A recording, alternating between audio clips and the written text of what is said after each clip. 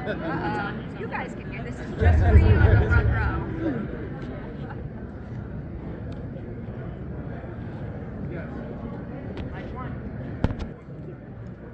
Hello, everyone. Nope. It just It went off again. He tapped it, or I Wait. think it's kind of working now. Kind of? There we go. There, it works. Myself. Hello, everyone. Woo! How are y'all doing? Woo! Did I make that happen? Walk to the center. What's up, everyone? Did you enjoy Weekend in Taipei? I had a feeling that was going to be the response. Again, I'm Perry Nemroff from Collider, and it's a great honor to be here tonight celebrating the movie with all of you in the audience and also with some people who made it. We're going to have a conversation right now with 4 people from the film, beginning with director George Huang. Woo!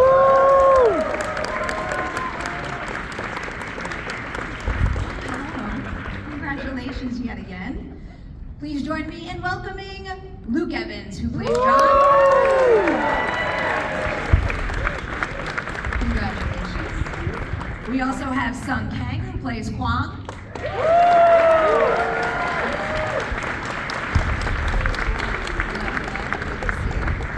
And finally, we have Wyatt, who plays Raymond.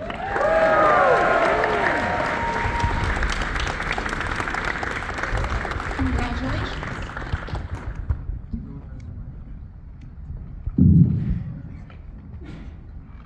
Many questions for all of you. George, you're getting my first one here. You're gonna learn this about me very quickly. I like 2-part questions, and I love asking this one about the development of the story. Can you tell us all what idea number 1 was, the thing that started it all, but then also if you and Luke had a break story moment, something you came up with along the way that made you say, we have a whole idea for a film now? Well, so I've had the good fortune of, I've been working with Luc Besson for the last 10 years, collaborating and co-writing different scripts, and he came to me a couple years ago with the idea, hey, I really want to do a female transporter movie set in Asia. And so it became just a question of we sat down together and started asking each other questions. Okay, she's a transporter, what is she transporting? Who is she running away from? Why is she running away? What's her deep, dark secrets? You know, and then just out of that process, all this stuff started to unfold. I feel like we might have gotten some of the answer to this and that, but what would you say is the biggest difference between draft 1 of this screenplay and the finished film that everyone just watched? Well, a lot of it, you know, when we got to Taipei, you know, so first of all, it's a beautiful place. There's a lot of gorgeous scenery, as you can see. I mean, some of you know that we couldn't shoot all of it, but a lot of opportunities just unfolded organically when we were there. So, for example, the final fight between you know, Luke and Son, we originally were going to do it out in the streets, you know, in the back alleys, sort of a night market. But we were shooting in the summer in Taipei, and it is super hot. And so, you know, Luc Besson and I are just wandering the streets, you know, just trying to scout. You know, 5 minutes into walking, we're just drenched with sweats. And I just joked to him, it's, you know, because I saw a movie theater across the way. I said, oh, too bad we can't do the final fight in like an air-conditioned movie theater. And he looked at me and said, why not? And so, just to preserve, you know, make all of our lives easier, we moved the whole 3rd act to, movie theater. Sometimes that's when you find the best stuff. Exactly. When things don't go according to plan. Exactly. I also need a whole spin-off movie about the 2 people who sat in that theater while they Yeah, sorry, the subtitles are not on this. I don't know why, Brent. So yeah, so they had a lot of fun things to say. I love that. Luke and Sung, I want to come your way now about signing on for this film, because you're both very busy guys in this industry. I imagine you have lots of opportunity at your fingertips. When this particular script comes your way, what is something about the story or the characters that made you think, like, I have something to gain from this as an actor who's always evolving my craft? Well, I did a movie with Luke maybe 4 or 5 years ago called Anna. So we'd worked together once before and we had a really great experience together. And I think the final conversation we had before I left Paris was, he said, oh, we're going to work together again one day. And I guess I was in his head. I didn't think much of it. You know, directors promise a lot of things and often they don't come back. But Luke, he kept his word, and I was in his mind, and I guess in your mind too, when they wrote this character, and when I knew that this was happening. I knew that they were writing something. Luke was always keeping me involved, and I was excited to read it. And when it came, it literally ticked every box of what I would want to watch in an action movie and what I would want to be part of in an action movie. So, yeah. I echo what Luke said about Luc Besson. I got the opportunity to meet Luke on the set of Fast 10. He came to visit Louis Leterrier, the director of Fast 10, and we were just talking about filmmaking. One of my favorite films is The Big Blue. I don't know if you had an opportunity to see Luke's earliest films, but I think that is a cinematic masterpiece and a big part of my childhood or my high school years. And then George Huang, with Swimming with Sharks, 30 years ago, I think 95. He was definitely on my bucket list of directors that I wish to work with because of that film. So, I mean, those two elements were a huge draw. And also, the fact that George was directing this film, I knew that at least I would be safe and be able to have this open dialogue with him, to stay away from the common tropes of an Asian bad guy. And, the luxury to be able to sit down with George and Luke every morning at the hotel. They would pretty much all live together, like in a dorm, right? So at breakfast, we're able to talk about the scenes and the characters and just keep adding dimensions. So, I think that that's just such a blessing, and a luxury to have as an actor, have that access with the writers and the director. I'll build on that a little bit. Actually, with both of you, because I think it's something you do pretty well in the movie. What are some, I guess, subtle qualities of your character that you knew you needed to add so that they didn't just become the villain and the hero of the story, but they felt like fully realized people that had something to fight for? Well, it's all on the page. You want to see a well-rounded, layered character, and good guys have bad sides and bad guys have good sides. And I think these are very relatable people. Even you, even Kang is relatable. Like, he loves this woman. He's twisted and crazy, but he loves this woman. He just wants this woman. He's obsessed with this woman. And I relate to that story as well. I can understand it. It's interesting, and I think that's what's very clever about the writing is, George and Luke created characters that are not just a cookie cutter, obvious version of a bad guy, a protagonist and an antagonist. They are way more than that. And what I love about John Lawler is, like, I think he's just a nice guy who's just not really chosen the right decisions in life. He's a bit of a mess. He's a bit jaded. He's tired. His face says everything. I mean, he's been through the wars, and I think he's missed the boat of having a family, and he's accepted that. Then all of a sudden, boom, a mother, a child, and a man who wants to kill them all. And it's like he has to fight for them, and he sort of looks at life with a bit of a smirk. He has a humor. Even in the darkest moments, there's a bit of like, here we go again kind of thing. And I sort of quite like that about him. He's sort of like an everyman. I like that. Second, he saved the fish. Like, I get and appreciate this guy. And that's another thing, right? That's in the writing. That was in the script from the beginning, and I just think it's lovely because he saves this little fish, but his son wants to save the dolphins, and they have this connection. Obviously, it's tiny detail, but I think that's what makes this action film a lot more nuanced, and there's detail like that, which I find intriguing and touching, and I appreciate that kind of detail. I think Luke explained it well.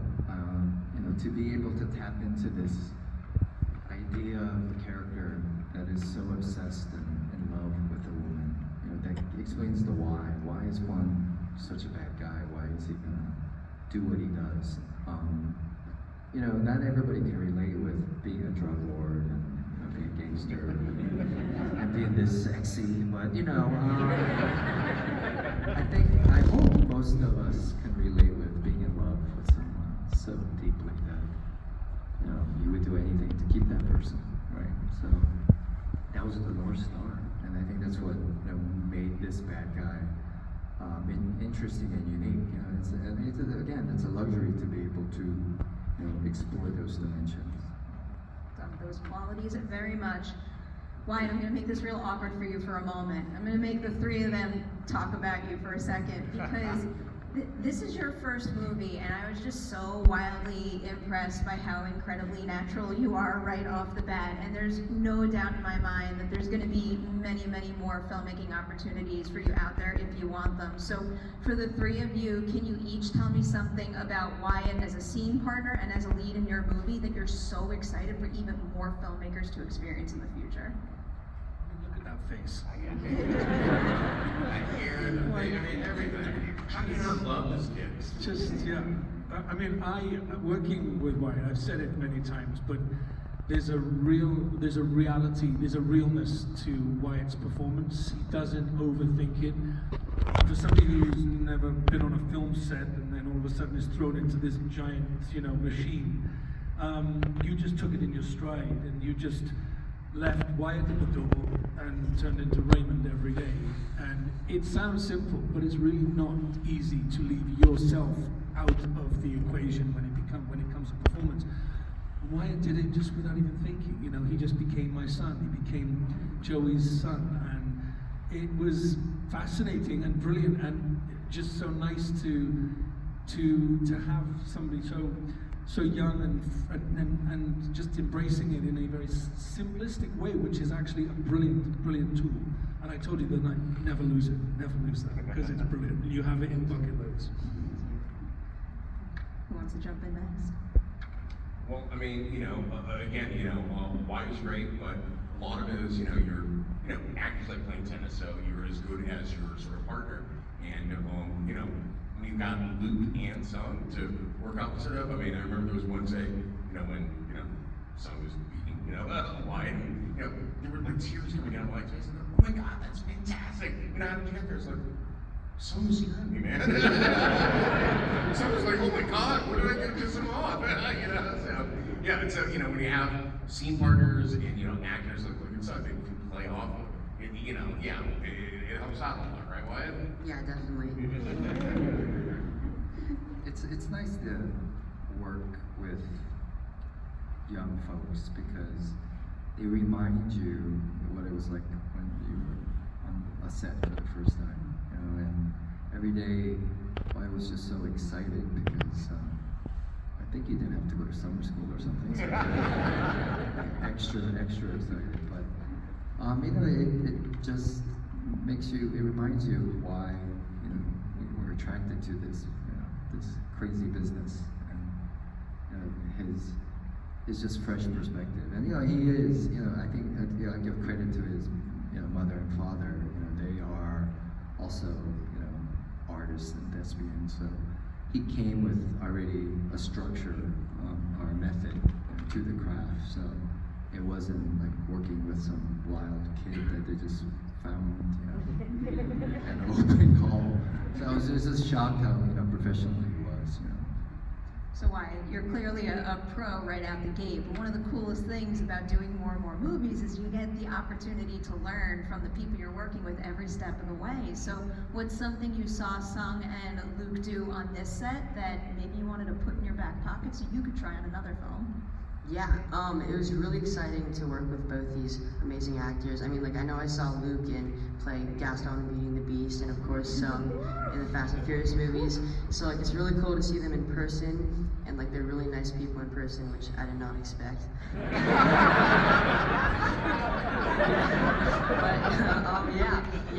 I know just me and Sung probably every other night we would go to this dumpling place called Lai Lai. And we would go there just every other night. We'd walk there, and I know me and Luke, me and my family would do karaoke with him probably 5 times. He's a beautiful voice, by the way. Yeah. So you. That's awesome. It's always good to have that kind of offset experience for the folks you're with. I'm a big believer that filmmaking families should always be a priority. You pour so much of your time and your lives into these things, and having that relationship, I think, is important behind the scenes, and ultimately it leaps off the screen as well. And I think that's very much the case here with our core family. I want to dig into that dynamic in a moment, but we're lucky enough to be able to talk to the three of you right now from the cast, but May is not here, and she is absolutely phenomenal, a total powerhouse in that role. So yeah, definitely applaud for her. Wyatt and Luke, I'll phrase it this way for the two of you. So it feels like this movie does not work unless you cast the perfect trio to play that family. So can you each tell me the first time that you kind of stopped, looked around at each other, and said, wow, I really am with the perfect scene partners for this dynamic? I mean, I felt it the first scene we did. I mean, obviously we were introduced to each other before we started filming, and got a chance to chat and have dinner and talk. And then, you know, you're in costume, and then you're on a set, and all of a sudden the camera's rolling, and you just hope to God that the chemistry naturally flows, and that we all find our place within that little dynamic. And it just happened. It just became very, very quickly. We just took our roles and owned them. And it was, I felt a protective nature around May and Wyatt, on and off the set. And we all got on. And, you know, we were just touched on it, but, you know, we were in Tapei. None of us live in Tapei. We're from lots of other places around the world. We become our own family. We create this temporary little union of people that we may not see for a very long time after the movie finishes. But that is what we have. And not often, but sometimes you get a group of people that really want to make an effort and bond. And we all did that. And like you said, when the cameras roll, you hope and pray that happens on camera, and it did. It totally did. I mean, Joey hates me for about 2 minutes of the film. And I kept saying to George, I was like, when is she going to be nice? It just feels like every scene she just hates me. She's like giving me so much shit, like punching me, and just like, okay, I'm sorry. How many more times can I say I'm sorry?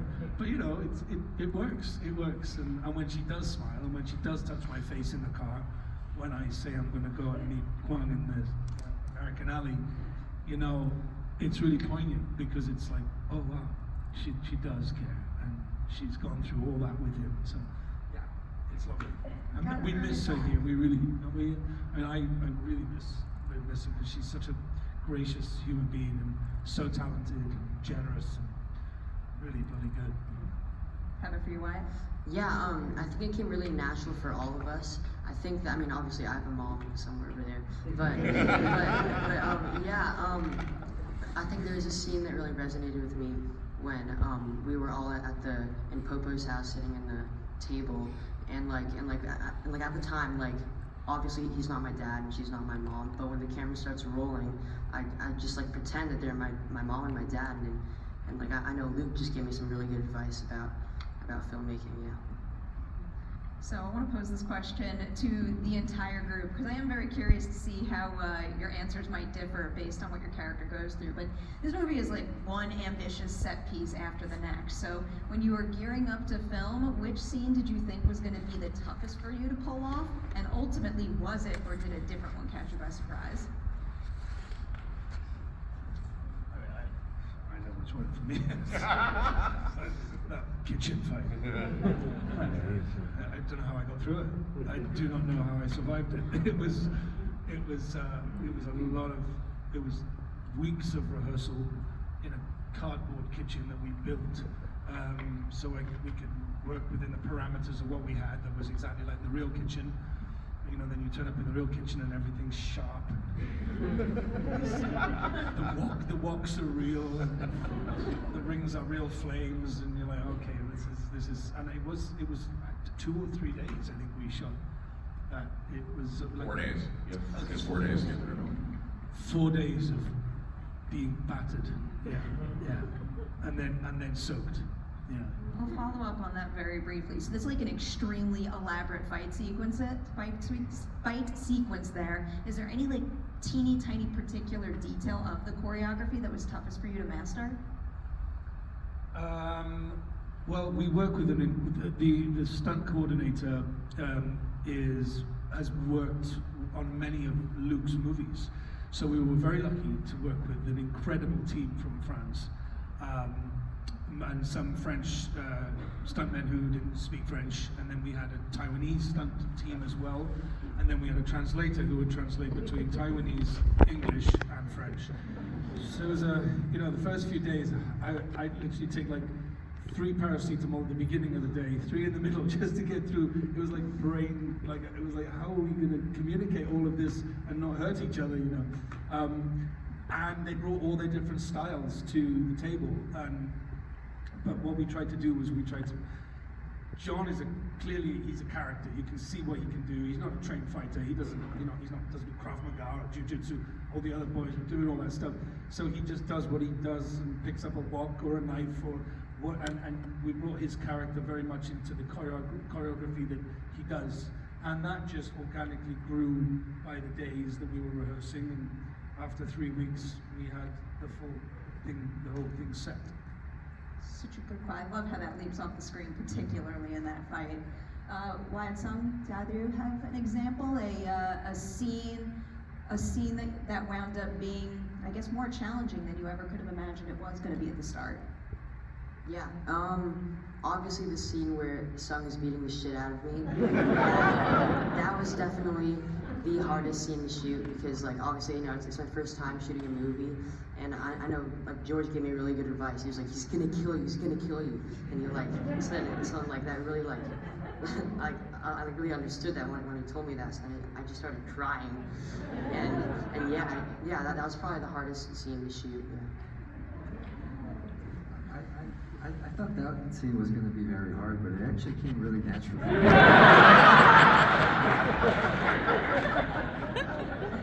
Actually, my favorite scene. Any scene I've ever did in any film. As I get older, all the action stuff becomes harder and harder. Right? So I knew it was going to be hard, and it turned out to be harder. But I give credit to our amazing stunt team.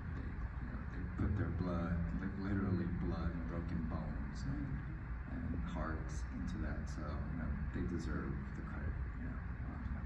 We get to come and play, and they go home and Ice bath. Yeah. Well, worth all their hard work. You see it all reflected on the screen, and it's something else. George, I'm not leaving you out with this question, especially from the directing perspective. I want the scene that you thought would be the most difficult to film, and then the scene that wound up being the most difficult. Yeah, I mean, surprisingly, look, as a director, you're always terrified. You think every day, oh my God, it's going to be a nightmare. We're always facing some obstacle or something. Our first day of filming was supposed to take place inside Coco's house, but the set burned down. And so all of a sudden, I was like, oh my God, what are we going to do? So we're scrambling, and so every day it's just like going, okay, what disaster are we going to have to face today? But again, when you have Luke and Version designers and producers, they've done it, they've seen it all before, and like Sung said, it would be great. We get in the hotel, we leave in the morning, I'd be going, oh my God, the weather is like, it's horrible. We can't afford to be like Terrence Malick and wait for the perfect light. And then Luke would say, oh, I did a movie with Terrence Malick. I produced Tree of Life, and he'd tell us an anecdote that would just, not only show you how we're going to get through the day, but just calm you down. And so, I always thought all of them were going to be hard, but again, having the incredible cast, the crew that we had, and having, Luke and Version on in your corner, it helps out a lot. It really does. That'll pave the way to my last question quite nicely, because I just love hearing collaborators give each other flowers. So for each of you, whether it was a member of the cast or the crew, can you each recall a time someone did something on the set of this movie that made you stop and go, that is something else, and I'm so proud of you? Yeah, I know that May, probably like once a week, she would come to set and give us a present, whether it was like a mug or whether it was like some like cookies. She'd always just come to set with something to give, and wait, yeah, she's a really kind soul, and yeah, I would say on set she was like my second mother. Beautiful answer. I would say daily it was George. George, I call him Happy Buddha. I just want to go up to him and rub his belly. Because, yeah, on a film set, especially in a foreign country, people speaking different languages and weather, the unknown, there's always something. And when the leader is always level-headed and always positive, always. I never heard George complain. I never saw him or heard him point fingers. Even to this day, is a special person. And sometimes on a set or in life, you learn what not to do from the leaders. But with George, every day I'm around him, I learn what to do and what kind of human being to be. Another beautiful answer. I have to follow up with one silly one though. Does George have a monitor dance? Something he does behind the monitor that signals to you he's really loving a take? He just, his voice gets us in a lot of trouble. He's so loud. When we were the first evening that we all hung out at the night market, his laugh is so loud. We almost got in a fight. Right? It's so loud it's offensive. Somebody around, at the restaurant started to tell us to shut up. Yeah. It was George's laughing. It was my laughing that accuses his me. laugh. Yeah, these loud, obnoxious foreigners. Yeah, they're trying to eat, Yeah. the family's trying to eat their shaved ice and he's like, "Wah!" It starts to shake. So, But we love you, George. yeah. Thank you. Do people not like joy? What's wrong with them? Well, again, to just follow what Sung said, there's nothing to complain about. When you're working with a cast like this, and making a movie like this, every day is like a happy day. It's great. It's just, you always I can't believe I'm here. I can't believe we're actually doing that. I can't believe I'm working with Luke Evans, with Sung Kang, and Wyatt, and Luke Besson. I'm just like, oh my God. I still don't believe it's real. I think I'm gonna wake up from some weird coma. There's that guy in the restaurant beating crap out of me. And I'm like, oh, okay, it was just all a dream. Crap. That's a cool movie idea. Yeah, maybe. Luke, you want to take us home on this one? On a film set, there's a lot of people that you never meet. You never hear their names or you never see them, but without them we can't make movies, and they are the people behind the camera. And they're often the people you spend the most time with. You're there in the morning in the chair. It's the hair and makeup, the wardrobe, the people that are around you all day long, making sure you look the way you look, making sure your hair's nice and the blood's in the right place and the clothes are, just about hanging on. And you spend a lot of time with them. And my team, they were all young Taiwanese girls. One didn't speak any English and did my hair every day. And I'd learn a little something every day with them. And they were the people I remember. And when I think of my experience, I remember, these three girls who, that's from Taipei, that were with me every single day, wherever we were, on top of a mountain, there, or, in the back of a car, or, in a Chinese restaurant next to a fish tank. They were always next to me. And, I always remember that group that I'm always solid with. I love it. Filmmaking families. I'll always shout those out. Before this gets drowned out by applause, I will ask everyone here to just stay seated because they've got some more promoting and celebrating to do after. And also, I'm going to remind everybody, Weekend in Taipei comes out on November 8th. So spread the word. The more you spread the word about movies like this, the more movies like this we get. So make sure to do your homework after you leave this theater today. I'm going to say huge congratulations and thank you for sharing some of your experience making it with us. Thank you, Mary.